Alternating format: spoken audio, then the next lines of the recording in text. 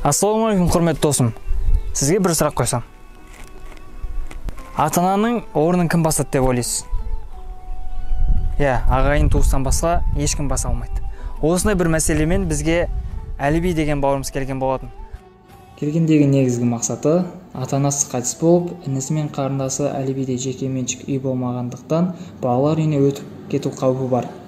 Осы мәселе бойынша бізге келгендіктен жанашырларымыздың қолдауымен ата-анасының мирасқа қалған жер теліміне баспана салуды бастаған болатынбыз. Міне, құрметті достар, өздеріңіз көргендей жиналған қаржыға осындай контейнер алдық. Мына жерде құрылыстарын алып жатырмыз. Енді әрмен қарай кішкене ғана қалды. Құрметті достар, барлығымыз бірігіп 3,5 миллиондай жинасақ, осындай отбасыға керемет қуаныш сыйлар едік. Мінекей, құрметті достар, өздеріңіз көргендей жиналған суммаға осындай жұмыс жасалып жатыр. Қайырымдылық адамгершіліктің белгісі. Осындай бір хайырлы істің аяқталуына өз үлестеріңізді қосыңыздар.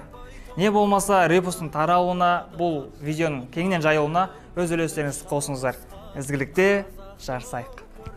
Сыйлай білетін, бір-бірін тыңдай білетін, бір-бірін сүздеп тұратын, бір-бірін іздеп тұратын, бір-бірін қолдай алатын, бір-бірін қорғай алатын, бір-бірін мақтап жүретін, бір-бірін жақтап жүретін қазақты көргім келеді.